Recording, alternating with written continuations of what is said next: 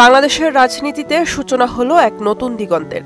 রাজধানীর মানিক মিয়া এভিনিউতে আত্মপ্রকাশ ঘটল ছাত্র তরুণদের নতুন রাজনৈতিক দল ন্যাশনাল সিটিজেন পার্টি বা এনসিপি। লাখো ছাত্র জনতার সামনে নতুন দলের ঘোষণাপত্র পাঠ করেন দলের আহ্বায়ক নাহিদ ইসলাম। আমাদেরকে স্মরণ রাখতে হবে, হাজারো শহীদদের আত্মত্যাগের বিনিময়ে অর্জিত এই নতুন স্বাধীনতা কেবল একটি সরকার পতন করে আরেকটি সরকার বসানোর জন্যই ঘটেনি। জনগণ বরং রাষ্ট্রীয় পৃষ্ঠে জেঁকে বসা ফ্যাসিবাদী ব্যবস্থা বিলোপের মাধ্যমে একটি নতুন রাজনৈতিক বন্দোবস্তের আকাঙ্ক্ষা থেকে এই অভ্যুত্থানে সাড়া দিয়েছিল, যেন জনগণের অধিকার ভিত্তিক ও মর্যাদা ভিত্তিক একটি রাষ্ট্র পুনর্গঠিত হয়। সেই লক্ষ্য নিয়ে আমরা জাতীয় নাগরিক পার্টি এনসিপির প্রতিষ্ঠার ঘোষণা দিচ্ছি। এটি হবে একটি গণতান্ত্রিক, ভিত্তিক ও জনগণের প্রতিনিধিত্বকারী রাজনৈতিক দল। লিখিত বক্তব্যের শুরুতেই দেশের ইতিহাস তুলে ধরেন তিনি। 1947 সালে ব্রিটিশ ঔপনিবেশিক শাসনের অবসান, 1971 মুক্তিযুদ্ধ, 1990 সালে ছাত্র জনতার সামরিক শাসন বিরোধী সংগ্রাম সফল হলেও দেশে গণতন্ত্র, সাম্য ও মানবিক মর্যাদা প্রতিষ্ঠিত হয়নি। হাসিনা আমলে গুম, বিচার বহির্ভূত হত্যাকাণ্ড, বিরোধী মত দমন এবং ব্যাপক দুর্নীতি রাষ্ট্রীয় সংস্কৃতিতে পরিণত হয়েছে বলেও ঘোষণাপত্রে উল্লেখ করা হয়।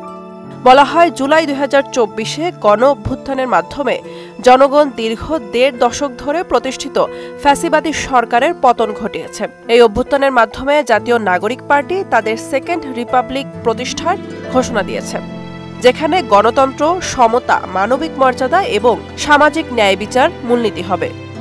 বিভেদের বদলে ঐক্য, প্রতিশোধের বদলে ন্যায্যতা এবং পরিবারতন্ত্রের বদলে মেধা ও যোগ্যতার মানদণ্ড প্রতিষ্ঠিত হবে নতুন এই রাজনৈতিক দলে।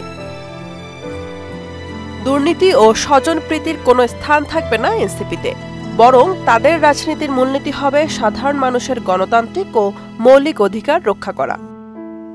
বহুত্ববাদী সমাজ গঠনে প্রতিজ্ঞাবদ্ধ হয় নতুন এই রাজনৈতিক দল, যেখানে ধর্মীয়, জাতিগত, সামাজিক, সাংস্কৃতিক এবং লিঙ্গগত বৈচিত্র্য রক্ষার পাশাপাশি সকল নাগরিকের নিরাপত্তা নিশ্চিত করা হবে। অর্থনীতির ক্ষেত্রে এনসিপি আয়বৈষম্যহীন, স্বনির্ভর একটি অর্থনৈতিক ব্যবস্থার কথা উল্লেখ করেন, যেখানে সম্পদের সুষম বণ্টন নিশ্চিতকরণ এবং বেসরকারি খাতের সিন্ডিকেট ও গোষ্ঠী স্বার্থ নিয়ন্ত্রণে কঠোর পদক্ষেপ গ্রহণ করা হবে। সবশেষে আগামীর বাংলাদেশ বিনির্মাণে দেশবাসীকে ঐক্যবদ্ধভাবে এগিয়ে যাওয়ার শপথ গ্রহণের আহ্বান জানান নাহিদ ইসলাম। বুশরাত জাহান, মোহনা ডিজিটাল।